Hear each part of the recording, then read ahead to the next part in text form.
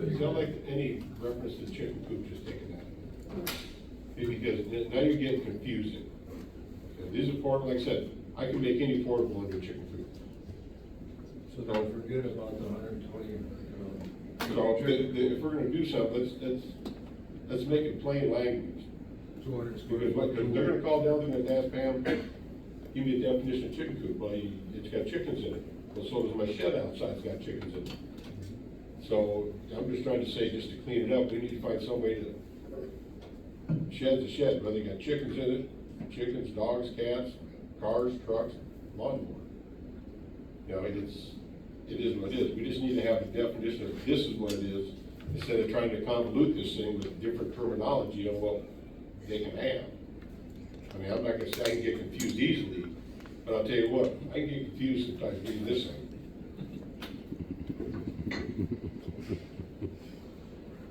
So, like I said, I'm just saying, like it says, two accessory buildings and a chicken coop. Well, we're into that. Okay, fine, then just make it three accessory buildings, you can do that.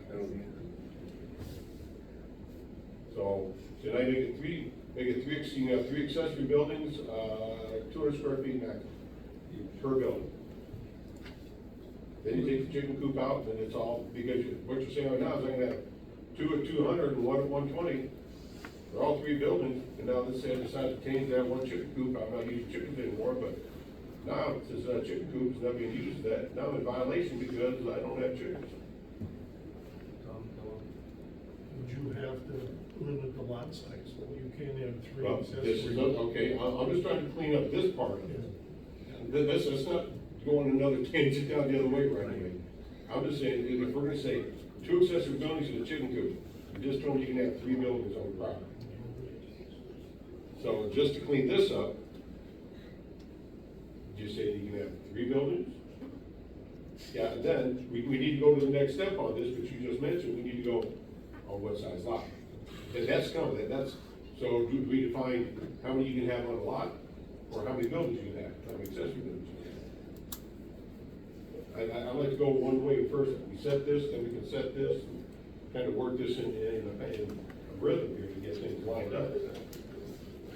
So right now, we have, code that allows one accessory building, one shed, one portable structure. That's it. One each. That's current. And they require a permit to be pulled to add it to your property. For R1, correct? Pardon? For R1? What district?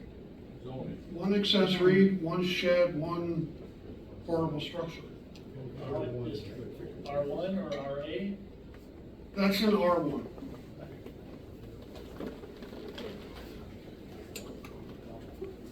Because an RA is split at the 6 acre mark. Correct? You can have more structures in RA.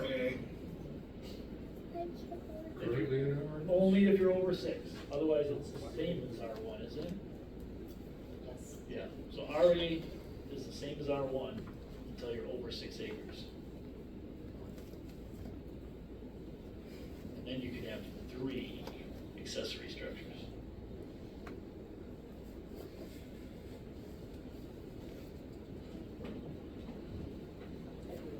Yeah.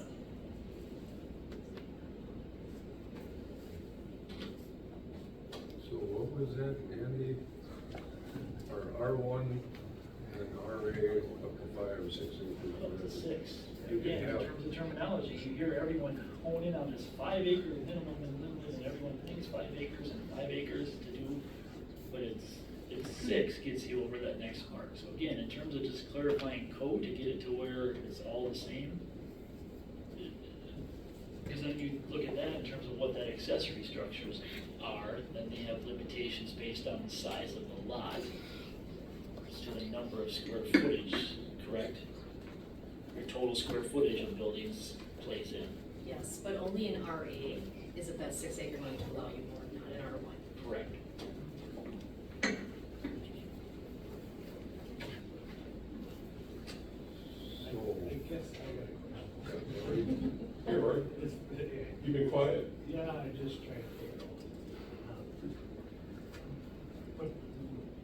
buildings aren't what the problem is.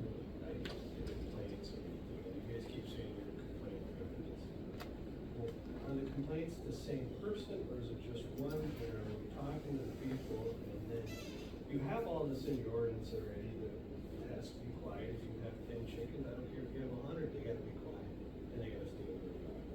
So if somebody complains about that, that's a nuisance, so why can't we just leave that alone, the buildings, leave that alone to what you have already, but even it out like Andy said, so we know square footage are at least the same, and then just go to the nuisance. And if these people, if it's one call in, okay, you look at it, if it's two, then maybe they gotta come in and they have to be brought to the table and say, this is the rules, you've gotta keep it quiet. And I feel like it's back and forth, and we're trying to change building sizes now for chickens. You know, and I don't even think that's what the problem is, the people that own the chickens, I don't think they're complaining about the building commissioner. It's the noise of the chicks. It's really the noise of the roosters. Or noise of the rooster. Okay, I got a question then. Since John put the question out about how many complaints you had, how many complaints have you received from different people on the same person? So how many people did Roy complain about Susan? Did Lloyd complain about Susan? Did Tom complain about Susan? Or is it, I complained because of that person over there, and Lloyd complained because of that person over there? Are we just talking certain areas, is this scattered all over the place? I mean, it's, I've not received multiple complaints on the same property. That's what I just don't understand, we wanna reinvent things, because one person says something. I've gotten into it with my neighbors, he maybe wants to call me, I was up here, you guys remember the cows? The guy that didn't want them, he came to me the other day and said, I have more pictures of your cows than you do, and I really like them. You remember me being up here asking about it. So, I mean, he did a total 180, he was the one complaining about having, you know, so, I don't know, I'm not saying go to your neighbor and yell at him, not by no means, but I think if it's multiple complaints, that's a problem. But one person called, they can have a bad day, you know what I mean, and just, oh, I just can't stand that noise. I don't know why, if we're not getting multiple of the same people, that's when I think it'd be a problem with the barking dog. But that's just my opinion. seems like we're trying to find a problem, find a solution for a problem that we really don't really even have. Right? I mean, I've got bad days. Not that I complain about anybody. A year and a half ago, maybe close to 2 years ago, it got brought up about getting a definition of a chicken coop versus an accessory building. And I brought to the planning commission, I said, just consider it an accessory building.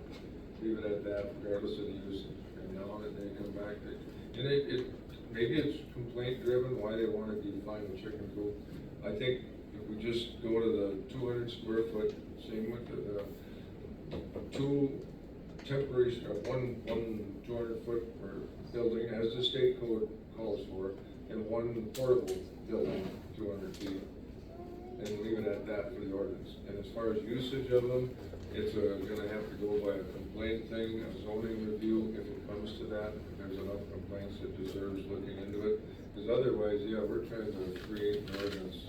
And I appreciate what Lloyd has done, trying to put things together, but too much language makes it harder and harder to enforce and define, clarify it. I don't know. Well, I don't know about the rest of the board, Jones, but I agree with what you just said. I do too. And I think, You gotta dump it on me now. oh yeah, hey, your meeting, we're just down here visiting. Hey, no offense, but you're, I mean. Ordinances shouldn't be too complex, otherwise they're unenforceable. You know, I mean, I don't want to say it this way, but look how much time we've wasted on this. We wasted taxpayers' dollars on this subject that shouldn't have ever happened. And I'll take part of the blame because this came to us, so we gave it to you, I'll take some of the blame. That's fine, I mean, I've got broad shoulders, I've been a target before.